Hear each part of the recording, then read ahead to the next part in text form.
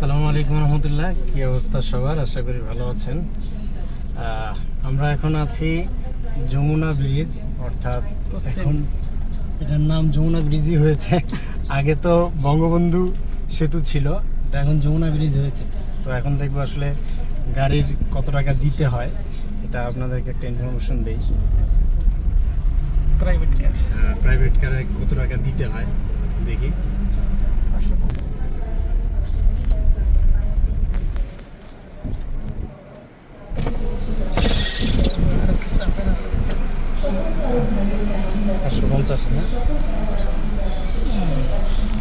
Thank you. এই যে আমাদের হচ্ছে এখন আমরা যমুনা ব্রিজে উঠলাম। তো যমুনা ব্রিজ মোটামুটি পার হইতে অ্যাপ্রক্সিমেটলি মোটামুটি কত মিনিট লাগবে? 5-6 মিনিট লাগে, মোটামুটি 5-6 মিনিটের মতো লাগবে। তো দেখি, যদি এতক্ষণ আসলে ভিডিও কন্টিনিউ করা সম্ভব না, তারপরও দেখি কয় মিনিট লাগে।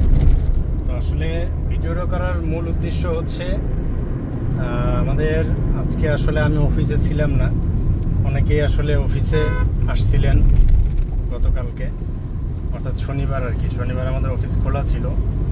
তো আমি আসলে ঢাকার বাইরে ছিলাম, এই যে এখন ঢাকার যাচ্ছি, যমুনা ব্রিজ পার হচ্ছি। তো আগামীকালকে অর্থাৎ রবিবার থেকে আমাকে অফিসে পাবেন ইনশাল্লাহ। যারা যে কোনো কাজ পেন্ডিংয়ে আছে, অনেকের সাথে দেখা হয়নি, অনেকের সাথে কথা হয়েছে, অফিসে আসতে চেয়েছেন, তারা অবশ্যই এই সময়টার মধ্যে অফিসে চলে আসবেন ইনশাল্লাহ। কালকে থেকে অফিসে দেখা হবে। যারা আসতে চাচ্ছেন ইনশাল্লাহ চলে আসবেন।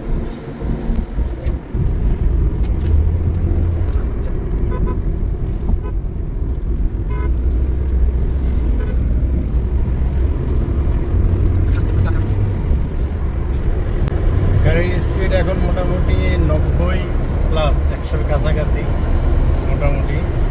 তো দেখি 80-র উপরে উঠে কত মিনিট লাগে।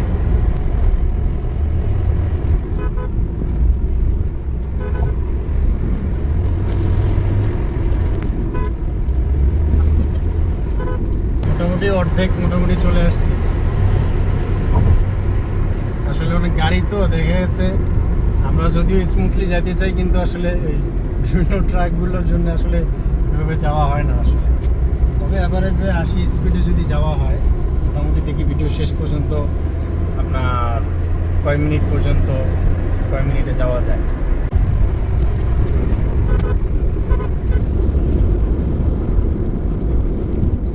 মোটামুটি যমুনা ব্রিজে একদম শেষের মাথায় চলে আসছি। মোটামুটি অ্যাপ্রক্সিমেটলি আপনার 4.5 থেকে 5 মিনিট লাগলো। যদি আর একটু স্পিডে আসা যায় তো হয়তো 4 মিনিটের মধ্যে আসা যেতে পারে। তো যাই হোক, আসলে যমুনা ব্রিজের রাতের যেই ভিউটা আসলে অনেক সুন্দর। বিশেষ করে যদি আপনারা নেমে অথবা গাড়িতে চলাফেরা করেন, তাহলে সেই ক্ষেত্রে সেটা দেখতে পারবেন। সো ভালো থাকবেন, সুস্থ থাকবেন এবং আমাদের সাথেই থাকবেন। আসসালামু আলাইকুম।